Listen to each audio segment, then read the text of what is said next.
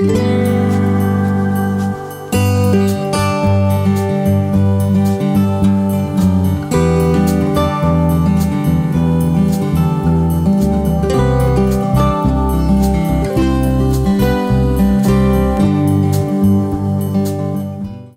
bienvenidos nuevamente. Vamos a dar paso a la exposición de Ángel González de la Fuente, aplicación de la gamificación en el entorno educativo.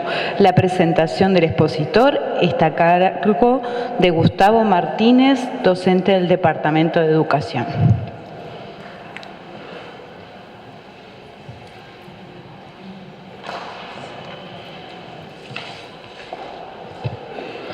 Buenas tardes, es un gusto presentar a Ángel en esta jornada dedicada a la temática del juego, de lo lúdico y hoy en particular a la gamificación.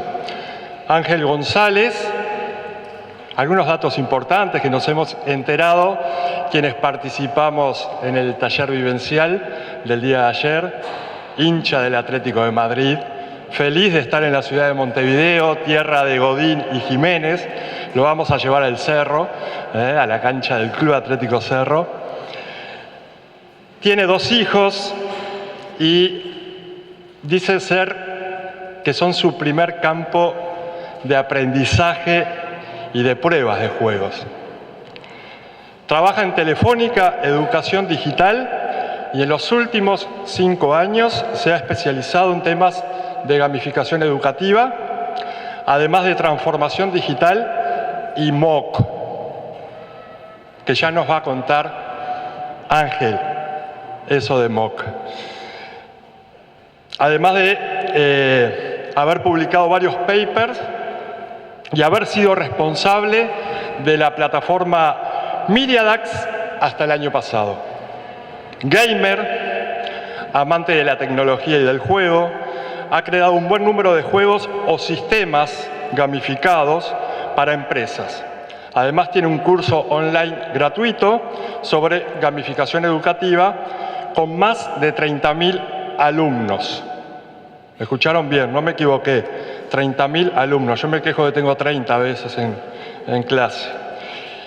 En una semana abre un curso en Scorlatic sobre escape rooms educativos, de la cual ayer tuvimos una experiencia bastante innovadora.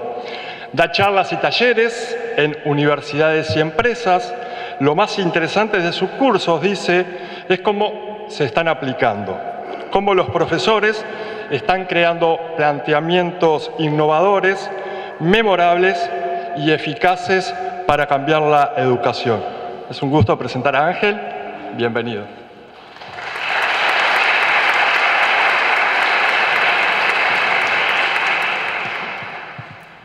Hola. Funciona, ¿no? Bueno, a ver, esto es una charla de gamificación y acabamos de comer, además. Estamos todos como pesadotes y tal. No sé si está por aquí ya Jesús, pero también nos explicará la importancia que tiene la neurodidáctica en estas cosas. Pero vamos a empezar por ponernos todos de pie, por favor. Y todos aquellos que están al fondo, todo aquel fondo de ahí, por favor que se acerquen más para acá. Aquel fondo que está en la esquina, por favor que se acerquen.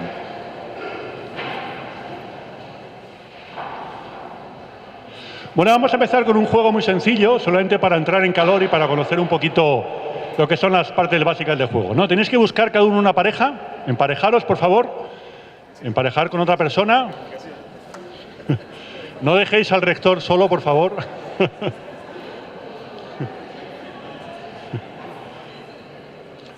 Bueno, vamos a empezar con una dinámica muy sencilla antes de empezar a contaros más cosas y empezar a complicarlo, ¿no?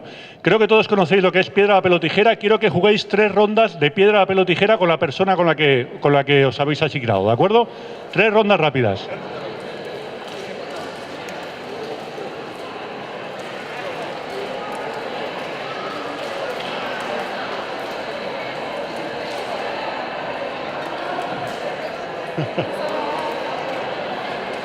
¿Estamos?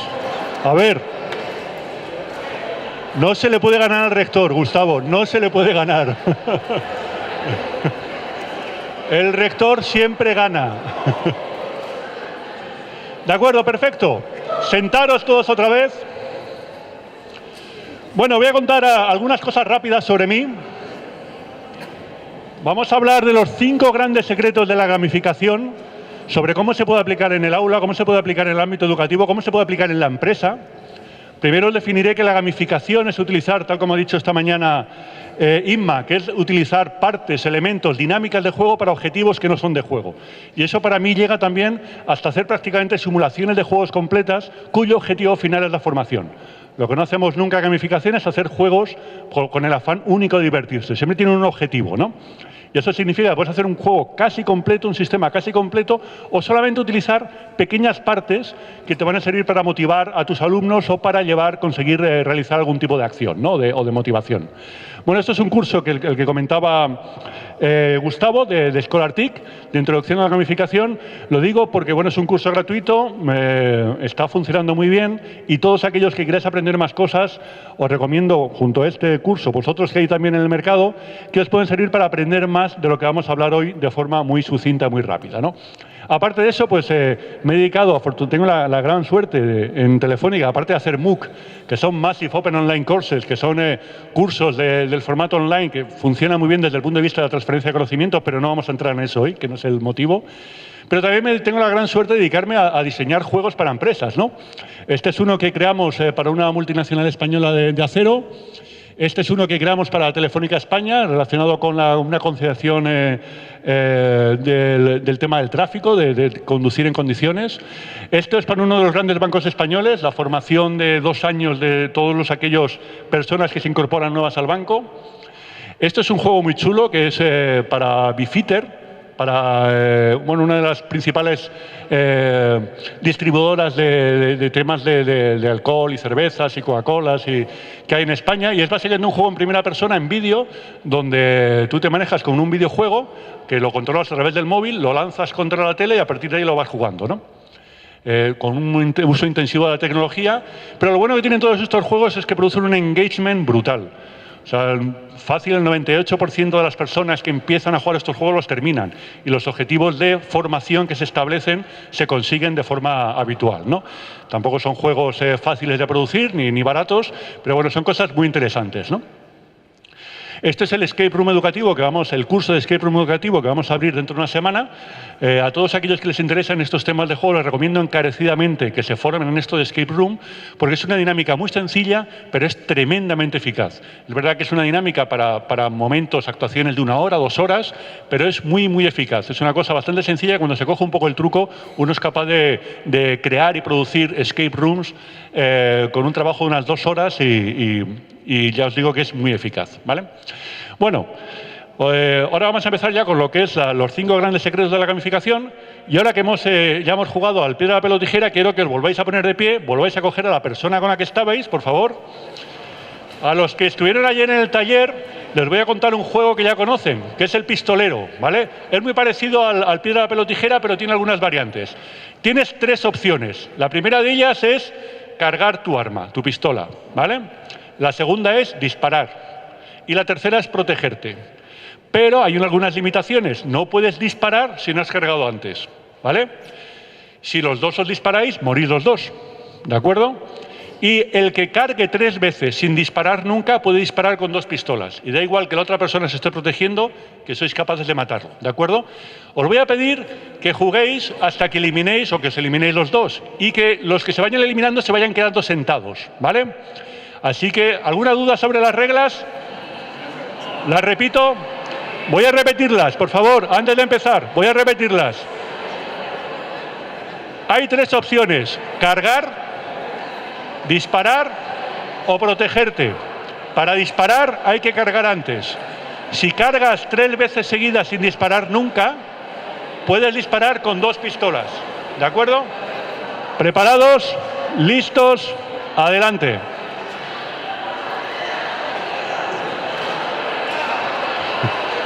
Sentado. Rector, quédese por aquí con Marcos.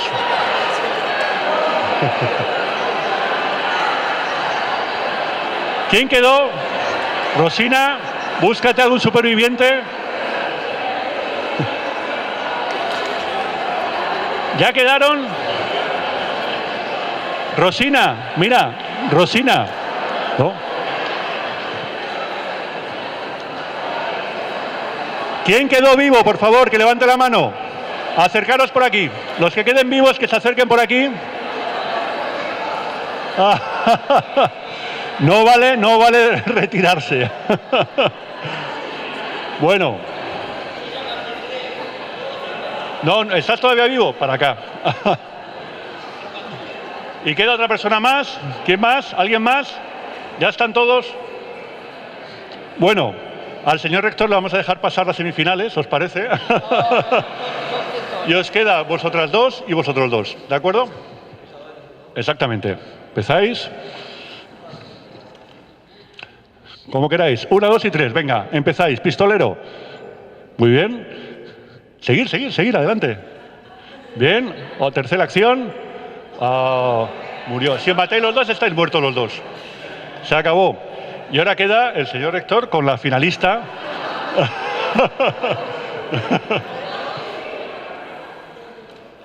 No, esperad. Sí. Hacer pistolero, decir pistolero o tocar 3 veces en la pierna, como queráis. 1, 2 y 3. Por supuesto, ganó el señor rector. Sí.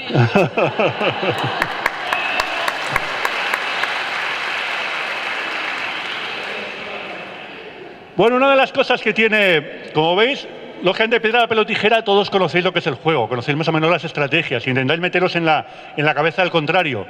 Cuando estamos hablando de pistolero, básicamente es un juego que acabáis de comprender ahora mismo, que estáis empezando a intuir lo que son las posibles estrategias. La primera opción siempre es cargar, pero a partir de ahí siempre está la posibilidad de ver cómo consigues engañar al contrario, ¿no? Teniendo en cuenta que el contrario también te puede matar a ti y podéis morir los dos, ¿no? Bueno, básicamente lo interesante de esto es cómo uno, según va avanzando en el juego, va aprendiendo cosas nuevas, principalmente en este caso estrategias. Aprende unas normas muy básicas, pero después aprende sobre todo estrategias. Y ahora vamos a llegar a lo que es el primer gran secreto de lo que es la gamificación educativa, que todo es diseño de juego.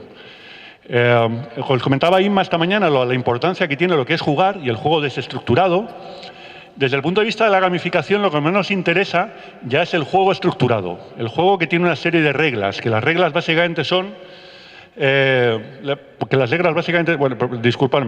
los elementos principales de juego son, primero, que tiene que tener reglas, segundo, que uno tiene que tomar decisiones relevantes y tercero, que tiene que ser divertido. Pero tiene que tomar uno decisiones relevantes y tiene que tener reglas. O sea, que ya hay una estructura ahí, ya hay un patrón, ya hay un sistema que tienes que batir, ¿vale? Nos parece interesante porque después vamos a intentar coger esas pequeñas cositas de los juegos y nos vamos a intentar aplicar a entornos que no son de juego, incluso a acciones o actuaciones que no tienen nada que ver con los juegos. Este es el juego real de Ur, que es un juego que se encontró que se creó hace 2500 años, no hace más, fueron 2500 años antes de Cristo. Y se encontró en los años 40 por una excavación de unos británicos en la zona de Siria, ¿vale? Lo interesante de esto, que se puede encontrar en el British Museum, es que es un juego en el que ya se aplica lo que es el aprendizaje. Es un juego muy parecido al de la OCA, pero básicamente lo que consistía era en intentar llegar a la divinidad. Entonces tú ibas aprendiendo los pasos importantes o la relación importante de la divinidad de turno mientras avanzabas en el juego. El que ganaba era el que llegaba a fusionarse con Dios, ¿no? Las justas medievales. Las justas medievales es otro ejemplo no tanto de juego para el aprendizaje, pero sí de gamificación. Las justas medievales ya estaban completamente gamificadas. Tenían sus puntos, tenían sus tableros, tenían sus rankings, tenían sus medallas, tenían sus escudos, tenían sus regalos especiales y después, por supuesto, el que ganaba se llevaba el beso de la princesa. Los Boy Scouts. Los Boy Scouts a mí me gusta siempre ponerlo como ejemplo, como un ejemplo fantástico de gamificación y aprendizaje. Los Boy Scouts llevan muchísimo tiempo, desde que el señor Baden-Powell lo fundó, basado mucho en lo que eran las escuelas Montessori, con la que habló mucho en aquella época a la hora de formar los Scouts, para intentar enseñar valores e intentar enseñar habilidades a los niños. Y esos valores y esas habilidades se desarrollan en un sistema completamente con una narrativa propia, con unas medallas, con unos puntos, con unos badges, con unas pañoletas, con una mística alrededor que hace que funcione extraordinariamente bien. Y de hecho, buena parte de aquellas habilidades que ahora queremos empezar a transmitir y que nos parecen importantes en el siglo XXI, ser capaces de trabajar en equipo, ser capaces de comunicar bien, ser capaces de resolver problemas complejos, todo eso lleva haciéndolo el método Scout desde hace ya muchísimos años, ¿no? Y es un ejemplo claro de gamificación. Muchas veces la gamificación más clara la tenemos delante de nuestras narices y no nos damos cuenta de lo que es, ¿no? Porque ya lo tenemos asimilado, ¿no? Yo ayer comentaba en el taller, por ejemplo, que el deporte o que el fútbol, por ejemplo, es una actividad física gamificada, donde por una parte tienes un juego y después por otra parte tienes una tabla con una liga, con una serie de puntos, con empates, con medallas, con copas. Bueno, todos esos son elementos de diseño de juego que se pueden aprender y que se pueden utilizar. Os he contado lo que es un juego, básicamente. Y después, a partir de un cierto momento, a partir de las partes más básicas de lo que ha sido un juego y de lo que ha sido la gamificación más básica, empezando por las justas medievales, empezaron ya a desarrollarse juegos un poquito más complejos, ¿vale? Estructuras un poquito más complejas. En este caso, este es el Monopoly. Esta es la primera versión del Monopoly, que tiene una historia muy divertida, porque esta versión la hizo una mujer escocesa que lo que pretendía era enseñar cómo el tema del capitalismo descontrolado y la adquisición de todos los elementos, en este caso no de producción, pero sí de propiedad del territorio, del terreno, era un juego donde solamente había un ganador y el resto eran todos perdedores, ¿vale? Y lo desarrolló gratuitamente y tuvo bastante recorrido entre los años 20 del siglo pasado y entre los años 30 también, hasta que de repente cayó en el olvido. Y pocos años después, otra persona lo recogió, le puso el nombre de Monopoly, lo vendió a Parker Brothers, se hizo rico, se olvidó del tema de la educación relacionada con lo que era el Monopoly, y es un ejemplo perfecto de lo que es el capitalismo hoy día, ¿no? Bueno, y después llegamos todavía a más cosas, ¿no? De repente llegamos a los 80 y empezamos a vislumbrar lo que era el movimiento digital, ¿no? La transformación digital, revolución digital. Empezaron a crearse juegos con píxeles, con pequeños píxeles, ¿vale? Y de repente tenemos el Space Invaders, donde realmente tú lo que tienes es un tanque abajo que se dedica a matar marcianos antes de que los marcianos te coman vivo, ¿no? Bueno, un juego muy tonto, muy sencillo, pero que nos permitió una cosa, que es almacenar datos, ¿vale? Hasta ahora, de todos los juegos anteriores que hemos visto, jamás almacenaban los datos de forma masiva. Y sin embargo, de estos juegos digitales uno empieza a tener datos de cómo juegan los jugadores, de qué es lo que hacen, qué es lo que intentan, qué les importa, ¿vale? Ese es el señor Tajiri, que no le conoceréis, a no ser que os ponga a Pikachu. Es el inventor de Pokémon. Él reconoció uno de los elementos básicos o dinámicas básicas de lo que son los juegos, que es la capacidad de coleccionar, ¿no? de recolectar. Una de las grandes ambiciones o motivaciones básicas del ser humano es la capacidad de ahorro, ¿no? La capacidad de recolectar, ¿no? El señor Tajiri, además, es una persona con una cierta discapacidad, tiene algunos aspectos autistas, y él de pequeño se dedicaba a coleccionar continuamente pequeños bichos, pequeños insectos, ¿no? Y de hecho quería ser entomólogo. Pero en un momento dado empezó a desarrollar una serie de cartas que terminaron desarrolladas en un videojuego y terminaron convirtiéndose en Pokémon, uno de los videojuegos más vendidos de la historia. Más cosas. Ese es el señor Werbach, Kevin Werbach, uno de los grandes gurús de la gamificación. Existe un curso en Coursera para quien le interese el tema de la gamificación, que es una referencia, que es el curso de gamificación del señor Werbach, que está enfocado a todo tipo de finalidades, no solamente a la educativa, pero que es una referencia en ese sentido. Y una de las principales referencias de la gamificación, y por la que se conoce mucho, es por el tema de cosas muy básicas que hemos recuperado de lo que son los juegos, ¿no? Lo que se conoce como PBL, que son Points, Badges and Leadership Ranks, lo que son puntos, medallas, niveles y tablas de liderazgo, ¿no? Bueno, son efectivamente partes de lo que es el diseño de juego que son muy interesantes, pero que son realmente solamente una parte añadida. Los conocemos como PBL y los conocemos principalmente porque son motivadores extrínsecos. Si volvemos al ejemplo de lo que es el fútbol, a nadie le gusta el fútbol porque hay una liga y porque hay una tabla. Si nos gusta el fútbol, porque nos gusta el fútbol. Si después existe una liga y una tabla donde uno puede adquirir puntos, pues mejor, ¿no? Pero no es el fin en sí mismo. Con las medallas pasa lo mismo. Y con los niveles es un poco igual, ¿no? Volviendo al diseño de juego, cada vez sabemos más cosas de diseño de juego. La gran diferencia con respecto a lo que era el diseño de juego hace 30 o 40 años es que en los últimos 20 o 30 años tenemos muchísimos más datos de cómo se utiliza el juego. La industria del videojuego se ha convertido en la principal industria cultural de nuestra época, de largo. Hay muchísimo dinero invertido en el videojuego. Es la industria cultural que más factura y junto con eso se ha desarrollado muchísimo la academia relacionada con el diseño del juego. Y gracias a esto sabemos mucho más de lo que son los elementos de juego, lo que son las mecánicas de juego y lo que son las dinámicas de juego, que son tres partes de las que de cada una de ellas podemos coger elementos para utilizar en proyectos de gamificación. De elementos tenemos, pues, lógicamente, la parte que os he contado de unas reglas. Realmente tiene que tener unos objetivos. En el caso de las gamificaciones para entornos educativos siempre tiene que ser un objetivo puramente educativo. En el caso de las mecánicas, básicamente es la forma en que uno tiene de interrelacionarse con el juego y en ese sentido los videojuegos han sido muy innovadores en la forma de interrelacionarse. Y después están las dinámicas, que son aquellos motivadores intrínsecos que nos sirven para hacer que el juego funcione per se y sobre el que después podemos construir toda la estructura de cosas que cada vez conocemos más de lo que es el diseño de juego. Este es el señor Richard Bartlett, que los que suenan allí en el taller yo creo que ya no se van a olvidar de cómo se apellida.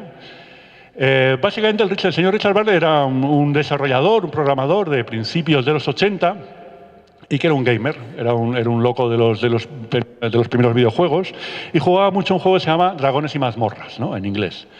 Y empezó a recoger todos los datos posibles sobre eso y se dio cuenta de bastantes cosas. Primero, se dio cuenta que el juego es algo que se utiliza mucho de forma social, ¿vale? Y que además genera un fenómeno fan muy importante y un aspecto que a la gente le encanta, que es poder relacionarse con otros a través del juego. Y después descubrió otra cosa también, por la que es bastante más famoso, que fueron los tipos de jugador.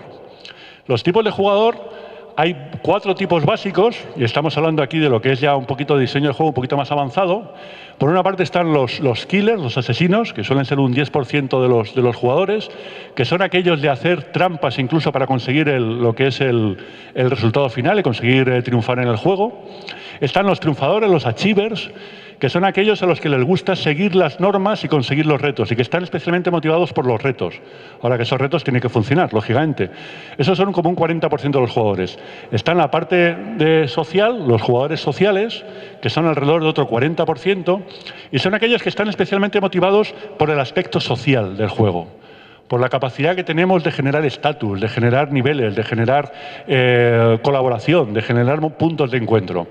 Y después están los exploradores, que son otro 10%, que son aquellos jugadores que si tú les dices que tienen que seguir una pauta específica para terminar un juego y conseguir llegar a cierto punto, ellos prefieren buscarse las vueltas para hacerlo de una manera completamente diferente. Son aquellos jugadores a los que les gusta dar una vuelta completa a una montaña si tienen que llegar a la parte de arriba. Por poneros un ejemplo, todo esto ha servido para que la industria del videojuego desarrolle juegos específicos para cada uno de estos tipos de jugadores, ¿no? Los killers tienen los típicos shooters de los videojuegos, ¿no?, donde se dedican básicamente a destruir, destrozar cosas y matar todo lo que se les pone por delante, ¿no? Los achievers, que son gente que le gusta mucho encontrarse con retos continuos y ponerle orden a esos retos, pues tienen juegos como el Candy Crush, como el Tetris, que les va perfectamente a lo que es su perfil de jugador. Para la parte social hay un juego clarísimo, aunque todos los juegos ahora mismo tienen ya una parte social, en general todos tienen una parte online, pero para la parte social están, por ejemplo, los Sims, que básicamente se dedican a interrelacionar unos avatares con otros. Y para los explorers se crearon los juegos que se llaman como sandbox, que son cajas abiertas, ¿no?, donde uno puede hacer o explorar todo lo que es un mundo alrededor del juego sin tener que hacer ningún objetivo de juego específico, a no ser que él quiera hacerlo, ¿no? Bueno, como veis, todo lo que se ha avanzado en la investigación ha servido para que se hagan juegos más eficaces y que se hagan videojuegos mejores, con una mayor capacidad de engagement. Todo eso es susceptible de utilizarse desde el punto de vista de la gamificación. Como os comentaba, parece mentira que tardáramos tanto tiempo que llegara el señor Bartlett para identificar la importancia del aspecto social en los juegos. Cuando, por ejemplo, en el fútbol llevamos décadas locos por un deporte que hace que nos juntemos entre todos, que hace que adquiramos estatus. Si nuestro equipo gana el campeonato del mundo, pues podemos estar dándole la lata a los argentinos durante 4 años diciendo, no, es que nosotros somos los campeones del mundo, ¿no? Todas esas cosas son parte intrínseca de lo que es el juego. Y como os comentaba, este es el aspecto de los Sims. Una de las cosas interesantes también con respecto al descubrimiento de este aspecto social de los juegos, que terminó desarrollando juegos tan complejos como esto, es que después ha sido utilizado también para cosas que no tienen nada que ver con juego. Y de hecho uno de los grandes servicios que ha utilizado buena parte de lo que se descubrió el señor Bartlett, lo que descubrió la academia posteriormente, pues es una pequeña empresa que habita en la zona de Hacker Way, que se llama Facebook, y que utiliza buena parte de esos triggers sociales para hacer que la gente se mantenga, cree contenidos y esté interrelacionándose continuamente dentro de su servicio como es Facebook, ¿no? O sea que, como vemos, toda esta investigación tiene finalidades y se puede utilizar para distintas finalidades. Nosotros queremos utilizarlo principalmente para lo que es educación. Así que, como resumen del primer gran secreto de lo que es la gamificación educativa, lo primero de todo es aprende diseño de juego. No os voy a contar aquí todas las cosas que se pueden hacer, ni vamos a entrar en todas las posibles dinámicas, ni en todas las posibles mecánicas. Os recomiendo que aquel que se interese, por favor, que se informe, que en Internet está todo, que puedan hacer el curso que tenemos en Scholartic o muchos otros, y que descubra todo aquello que es susceptible de utilizarse posteriormente para lo que es la gamificación educativa. El segundo gran secreto, no todo el diseño de juego. El primero os he dicho que todo el diseño de juego, bueno, pues el segundo ya es que no todo el diseño de juego. Hay muchas más cosas que eso. ¿Por qué? Bueno, primero está la narrativa, que es ese momento, es ese mundo mágico, ¿de acuerdo? Es parte de lo que son los juegos, y casi todos los juegos tienen su propia narrativa. Antes estábamos jugando al pistolero. El pistolero tiene una narrativa clara, es un duelo. Un duelo es un reto importante, donde estás jugando la vida con otra persona que está enfrente, ¿no? Eso aporta lo que es el juego. Claro, que ¿cómo aporta eso de una manera que se pueda estudiar y que se pueda razonar? Eso es más difícil. Hay una parte que, quieras que no, es algo que es difícil de establecer, a no ser que sea a través de la intuición, ¿no? Pero que es importante. La narrativa, si la puedes incorporar en cualquier tipo de sistema gamificado de juego, va a aportar muchísimo a tu juego. La narrativa, cuanto más potente sea, mejor. Una recomendación para utilizar narrativa, que utilizan muchísimos profesores en lo que es su aplicación de sus sistemas gamificados, básicamente es copiar. Copiar la serie que está de moda, copiar lo que los chavales siguen, copiar algo que les sirva para crear una narrativa alrededor de eso. Para después crear un juego, un sistema que les sirva para llevar algún tipo de instrucción o de formación a través de un juego con una narrativa relacionada con algo que les interese. Más cosas. La sorpresa. La sorpresa es fundamental. Igual que la narrativa establece básicamente que uno tiene que tener un principio, un nudo, un desenlace, como parte esencial de lo que es la narrativa, la propia narrativa también nos dice que el usuario, que el lector, que el público, que la audiencia no puede saber qué es lo que va a pasar después. Y aquí volvemos a Juego de Tronos. Si conocéis la serie, el principal elemento de Juego de Tronos, en sus primeras 5 o 6 temporadas, hasta la 7ª, es que nunca sabías qué iba a pasar. O sea, nunca sabías si aquel protagonista del que te habías enamorado, de que era fantástico, le iban a matar en el siguiente capítulo, ¿no? Eso es uno de los grandes elementos de la narrativa, el suspense, el no saber lo que va a pasar. Pues en la parte de los juegos pasa lo mismo, desde el punto de vista de la narrativa y desde el punto de vista de cómo estructuran los juegos. Tú, una vez que estructuras un sistema, tienes que tener esa capacidad de sorprender continuamente al usuario, sobre todo si vas a crear sistemas que vayan a ser más de 1 hora, más de 2 horas, que quieras que se establezcan durante una semana, durante 2, durante 3 meses, durante 1 año, durante 2. Y todo eso se tiene que planificar y se tiene que planear de forma adelantada.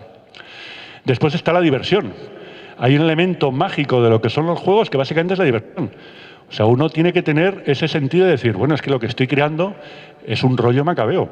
Esto no lo va a comprar nadie, es un sistema fantástico, tiene unos niveles maravillosos, tiene creado un flow maravilloso, pero resulta que es un rollo. No existe ese reto, no tiene la relación con la narrativa, no existe ese momento en el que en el que a los usuarios les puede parecer divertido o entretenido ponerse a jugar a esto. Después hay otras cosas que parece que también se han utilizado durante muchísimo tiempo, pero que se pueden recuperar. Esas son las 4 casas de Hogwarts, de Harry Potter. Y una de las cosas que tiene esto es que utiliza 2 dinámicas importantes. No tiene nada que ver con juego, pero utiliza 2 dinámicas importantes de lo que es la motivación del ser humano y que se utilizan mucho en los juegos, que son básicamente la colaboración y la competición. Una cosa que no os he contado sobre lo que son los rankings en la gamificación es que en general los rankings en la competición no funcionan, que es uno de los grandes errores que aquellos que nos ponemos a gamificar cometemos siempre de forma recurrente. Los rankings en la competición funcionan para periodos muy cortos de tiempo, para una semana, para un día, para 1 hora, para un taller de 2 o 3 horas, pero si quieres hacer un sistema donde tienes que tener a todos tus chavales involucrados durante 1 mes, 2 meses, la competición pura y dura sirve para que aquellos que estén arriba, un 10, un 15%, estén motivados y esperando que no sean todos killers, que lo único que quieren es destrozar a todos los demás, y el resto, sin embargo, que a veces empiezan a ver más atrás y empiezan a perder ilusión por eso. Y los que están más abajo empiezan a odiar el sistema. Con lo cual es importante tener eso en cuenta. Sin embargo, cuando esa competición se aúna con lo que es la colaboración, con lo que son los equipos, de repente eso cambia. O sea, tener la posibilidad de colaborar con otras personas o con otros compañeros para aunar o para llevar tu casa hacia un objetivo final y para conseguir una serie de puntos de gloria, de repente eso cambia. Para empezar, porque la competición ya se reduce a un espacio mucho más limitado. Uno puede estar primero, segundo, tercero o cuarto, pero no puede estar el número 27 de la clase o el número 68. Y la cosa cambia. Y si encima tienes la habilidad suficiente como para de vez en cuando hacer una tabla rasa y que vuelvan otra vez a tomar posiciones, bueno, pues es una forma muy interesante de motivar en ciertos aspectos a lo que son los usuarios. Y esto funciona tanto en primaria, como en secundaria, como en infantil, como incluso en la universidad. Por último, sobre los elementos de que no todo el diseño del juego. Inma hablaba esta mañana sobre John Huizinga, que es pues uno de los grandes popes de lo que es el juego, de lo que es la relación con el juego, el que escribió el Homo Ludens. Por ahí teníamos un equipo que eran los John Huizingas, ¿no? Bueno, John Huizinga fue de los primeros que habló del círculo mágico, ¿vale?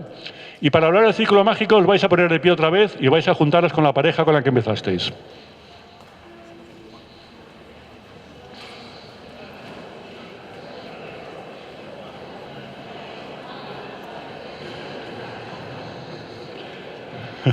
Marcos, ¿te quedaste sin pareja? Arriba.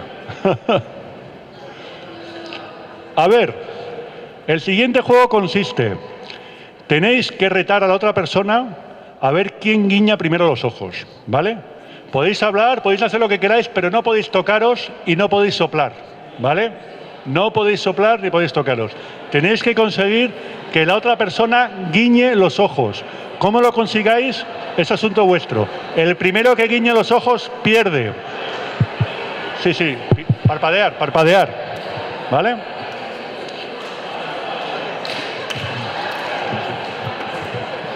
Podéis utilizar las manos, la palabra, podéis moveros, podéis hacer lo que queráis. ¿Ya lo habéis terminado? ¿Sí? Bueno, aquí tenemos un reto impresionante. ¿Cómo vais? Bueno, por favor, háganle una foto.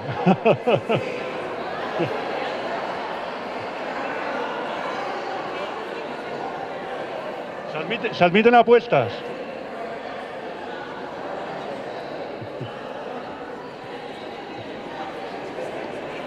Se pueden hacer tonterías. Se puede hablar. Se puede mover uno. No hay manera, ¿eh? Bravo.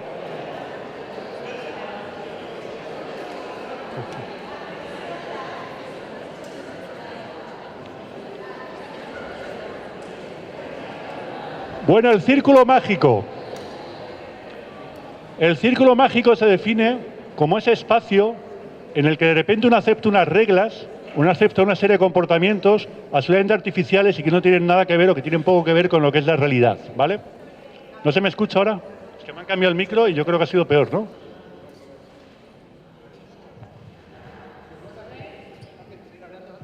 ¿Hola? ¿Ahora mejor? ¿Sí? Vale. El círculo mágico, básicamente, os comentaba, que es ese círculo que se crea artificialmente en el que de repente por una serie de reglas y limitaciones pues uno acepta comportarse de una manera diferente con un objetivo completamente diferente al que es habitual, ¿vale? Todos los juegos tienen su círculo mágico y la importancia de ese círculo mágico tiene importancia por varias cosas, ¿no? La primera de ellas es porque te permite acceder a un sitio en el que uno puede hacer otras cosas, ¿no? Y de repente puede comportarse de una manera diferente y puede hacer el tonto, ¿vale? Este juego básicamente consistía, la única motivación que tiene, la única parte divertida que tiene es que te permite hacer el tonto dentro de un contexto en el que nadie te va a decir, pero estás haciendo tonterías, porque tú tienes un objetivo que es intentar que la otra persona parpadee, que guiñe los ojos, ¿de acuerdo?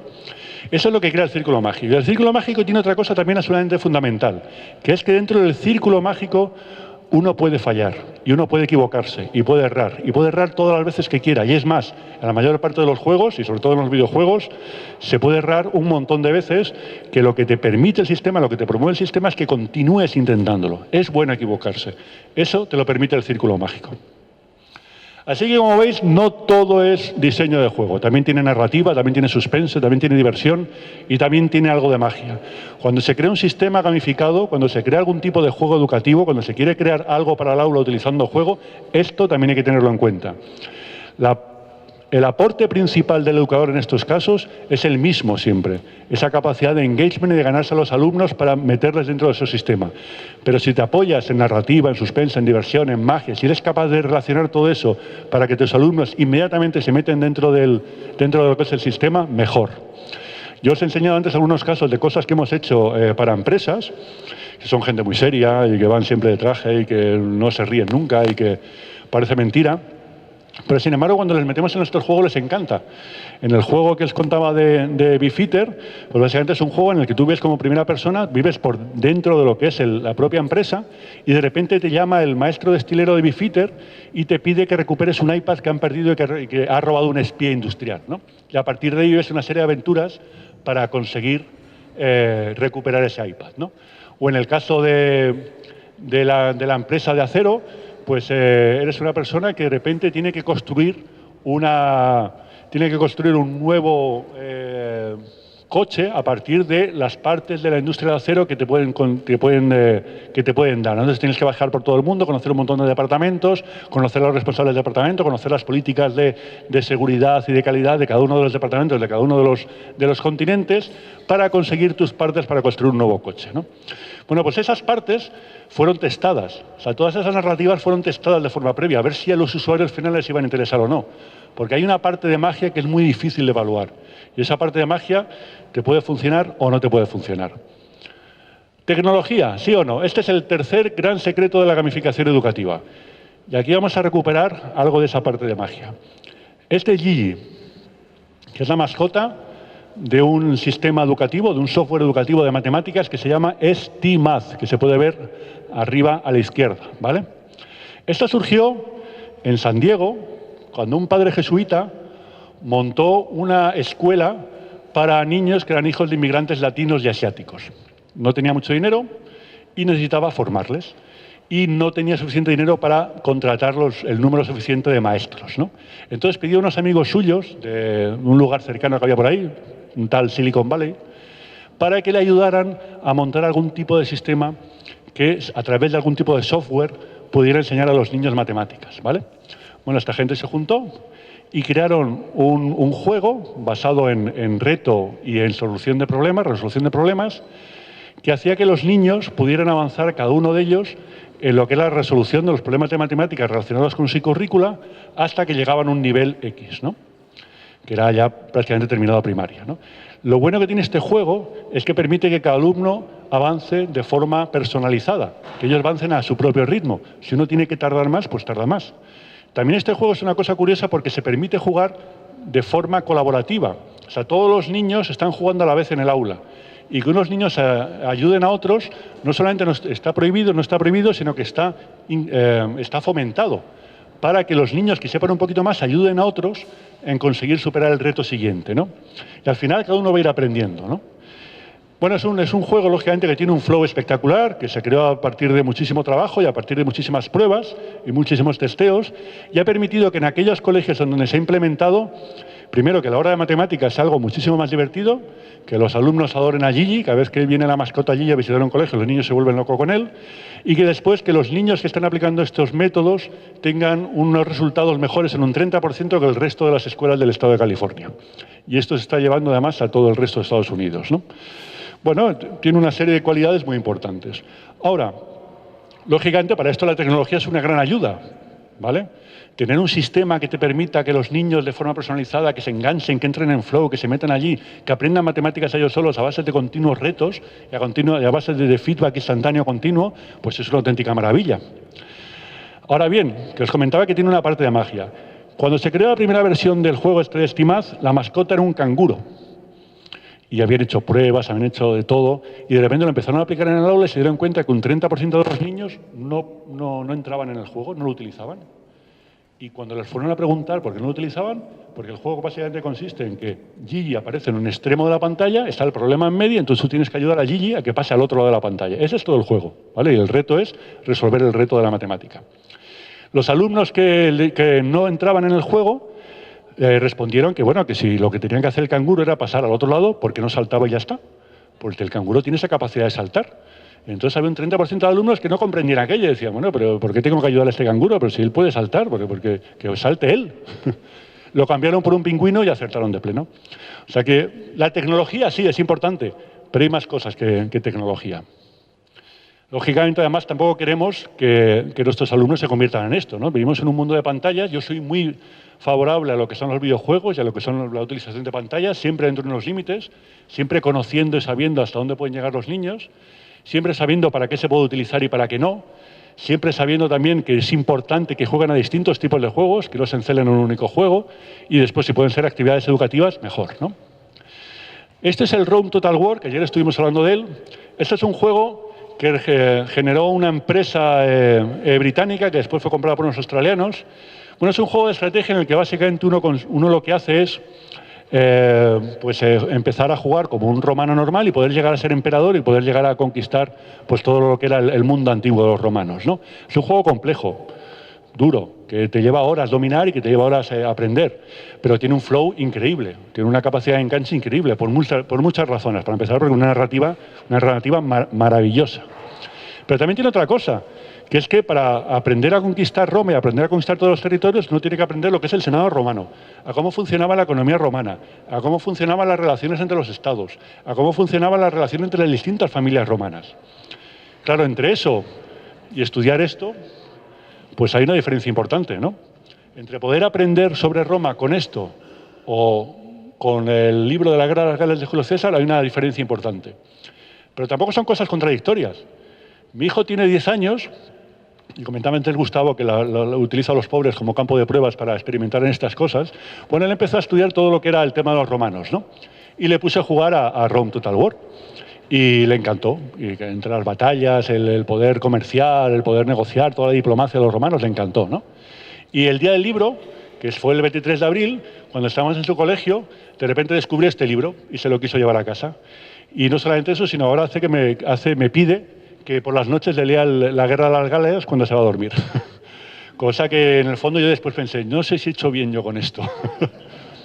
Pero bueno, es una forma de repente incrementar el interés por algo y de repente ganarse al alumno en ese tema.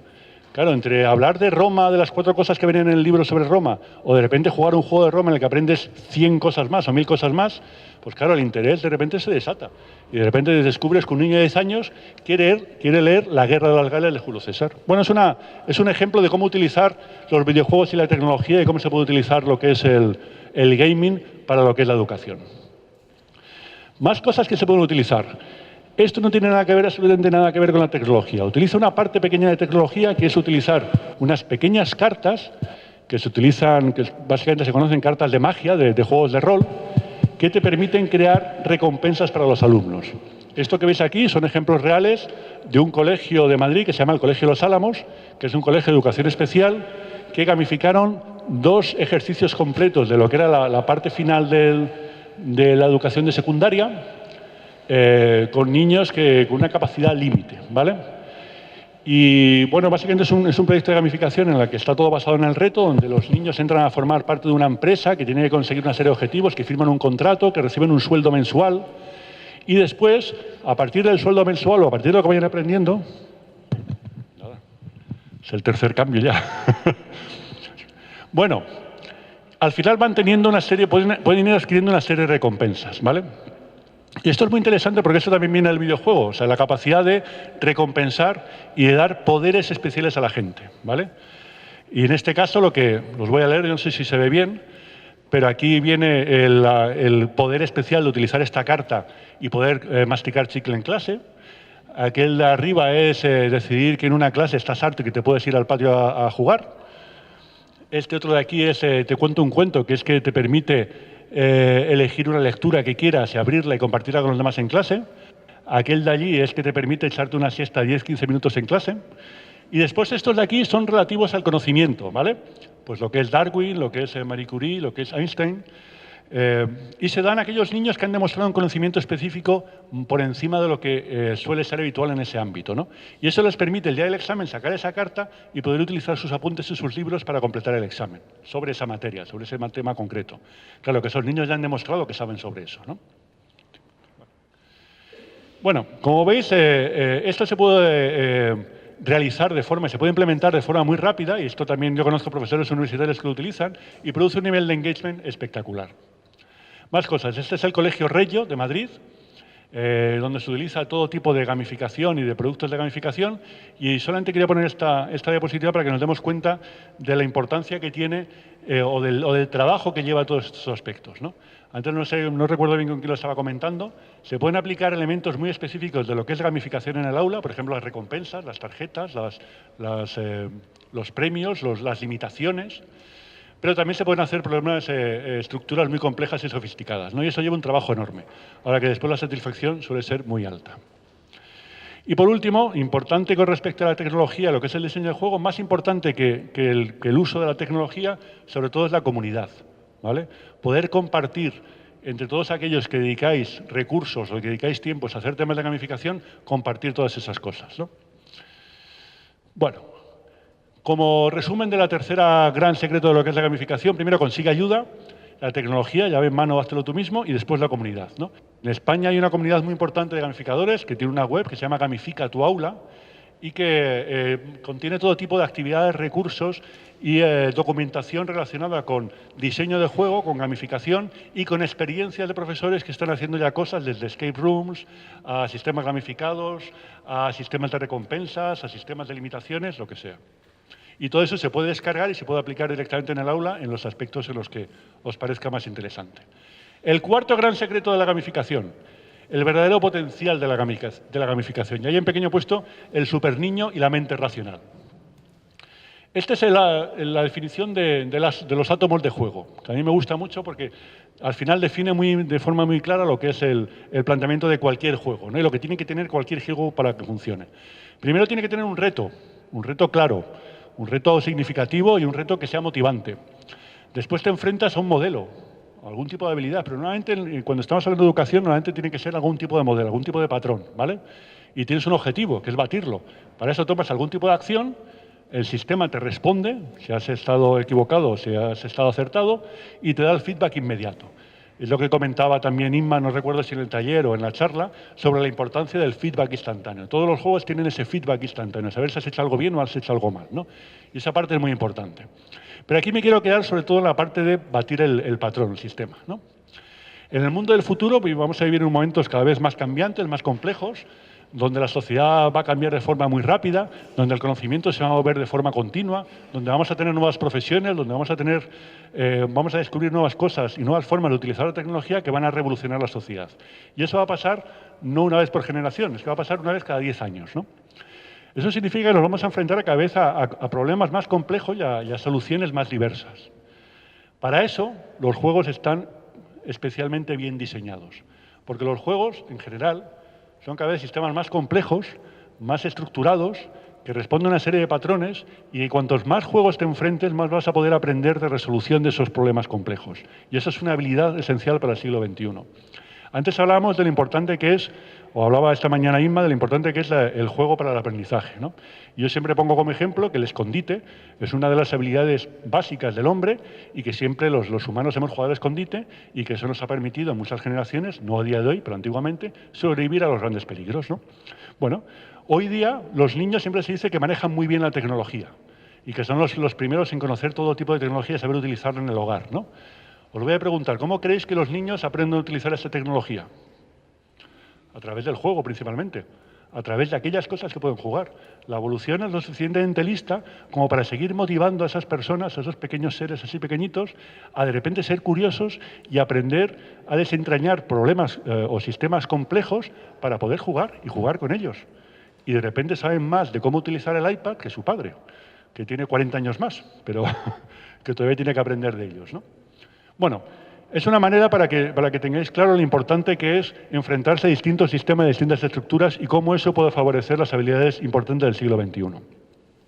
Los niños tienen que enfrentarse, y es bueno que se enfrenten a todo tipo de estructuras, porque además una de las cosas buenas que tienen los juegos es que en el juego el niño es el protagonista absoluto, es el héroe, donde nunca le puede pasar nada malo desde el punto de vista de lo que es el exterior del juego y donde puede fallar todas las veces que quiera. Así que, como gran resumen de lo que es el cuarto gran secreto de la gamificación educativa, jugar es aprender a aprender. Juega, enseña sobre juegos. En ese sentido, quiero romper una lanza, igual que hablaba Inma, de la importancia de lo que es utilizar juegos y la importancia que adquiramos o volvamos a adquirir lo que es la cultura de juego y que juguemos nosotros, que juguemos con nuestros alumnos, que juguemos con los niños, que tengamos un viernes loco cada 15 días y que podamos enfrentarnos a distintos sistemas, que disfrutemos de ese momento, que nos liberemos y que a la vez estemos aprendiendo entre todos a desentrañar nuevos sistemas y a colaborar y a participar de forma creativa para solucionar los problemas que nos presentan los juegos. Y el último gran secreto de la gamificación, lo que es el reto, los mundos complejos y la magia. El reto probablemente es la gran arco de bóveda de lo que es el diseño del juego y de lo que es la gamificación. El reto es ese momento en el que de repente tú decides que quieres hacer algo porque algo te está retando. Ese momento es mágico, pero es clave. Si uno quiere aprender arquitectura es porque quiere hacer algo, porque quiere llevar a un punto, porque quiere construir una catedral, quiere construir un rascacielos, quiere hacer algo con eso, ¿no? En todo aprendizaje tiene que existir un reto específico que nos ayude a potenciar la motivación de los alumnos. Y si no existe, lo tenemos que buscar. Y si no lo encontramos, tenemos que buscarlo en otra parte. El reto es el gran elemento fundamental que te puede servir tanto para lo que es el aprendizaje como para lo que son los juegos. Y de retos los juegos saben un montón. Como os comentaba, nos enfrentamos a mundos complejos, cada vez más difíciles de desentrañar, donde los retos cada vez van a ser mayores. Para ello vamos a tener que utilizar la narrativa, la magia, el suspense y saber articular todo eso y saber construir también esos espacios para construir unos retos estimulantes. Esta es una imagen del colegio Quest to Learn de Nueva York, donde los niños se dedican exclusivamente a jugar para avanzar en la currícula, donde ellos tienen una serie de currícula que todos los trimestres los educadores se sientan con diseñadores de juego para crear juegos que avancen en esa currícula. Y después los exámenes finales son boss fights, ¿no? Que es un elemento de juego. El boss fight, quien no lo conozca, básicamente viene de los videojuegos, es ese momento en el que de repente avanzas unos niveles en un videojuego y te encuentras con un boss, que es el jefe, que suele ser algo enorme, al que tienes que derrotar, vencer para pasar al siguiente nivel, ¿no? Bueno, pues ellos han convertido los exámenes en boss fights. Bueno, y quería mostraros aquí algo que está haciendo Apple y que está haciendo también el Tecnológico de Monterrey y que está bastante en boga y que consiste en lo que es el aprendizaje basado en el reto. Yo he tenido la suerte de poder indagar bastante en este sistema. Tiene mucho que ver con lo que es el aprendizaje basado en proyectos, pero incorpora también lo que es el planteamiento de reto, ¿no? De reto significativo y motivante, ¿no? Y después nos aleja demasiado de lo que es la resolución compleja de problemas y de lo que es el aprendizaje basado en proyectos, ¿no? Pero incorpora ese momento de identificar el reto y saber darle la articulación adecuada para que sea realmente relevante para el usuario, para el alumno, ¿vale? Como resumen del quinto gran secreto de la gamificación, diseñar juegos es un desafío, conviértelo en un proyecto y hazlo con ellos.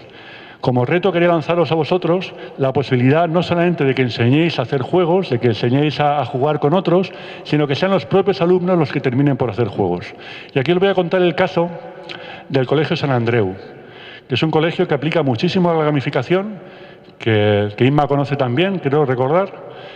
Y básicamente es un colegio en el que siempre están aplicando dinámicas de juego, donde se crean juegos tipo escape room y tipos dinámicas de gincanas, en los de repente en una clase de secundario, de primaria, entran dos obreros con una caja que han descubierto cuando estaban reparando los baños y en esa caja la abren los alumnos y resulta que hay un secreto y para desarticular y resolver ese misterio tienen que salir a la calle y tienen que ir a las fábricas de la zona y a las tiendas de la zona que están todas compinchadas. A lo mejor se pasan un día o 2 días jugando a eso, resolviendo temas de la currícula para poder avanzar y resolver el juego, ¿no? Bueno, pues eso lo hacen todos los años y todos los años tienen que hacer juegos nuevos, ¿no? Y llega un momento en secundaria en el que los alumnos están tan habituados a resolver problemas y a desarrollar y resolver juegos que empiezan ellos a desarrollar sus propios juegos y empiezan a desarrollar juegos para niños de primaria. Y de hecho hace poco desarrollaron una aplicación que sirve sobre todo para para motivar en lo que es la recolección de plásticos y una concienciación general sobre lo que es el medio ambiente, y lo han lanzado al mercado y creo recordar que lleva como 35.000 descargas, ¿no? Unos chavales de secundaria que lo que hacen es llevar toda la vida aprendiendo a base de juegos, ¿no? Y el reto que quería mandaros a todos es jugar. Suele ser habitual, suele relacionarse con salvar el mundo. En todas las grandes narrativas siempre hay una parte épica, que es vamos a intentar salvar el mundo, la humanidad, vamos a intentar que no nos coman estos zombies, vamos a intentar que no nos inunde las inundaciones que nos esperan por destrozar el medio ambiente. Bueno, pues juega a salvar el mundo y seguramente estarás más cerca de cambiarlo. ¿Eso?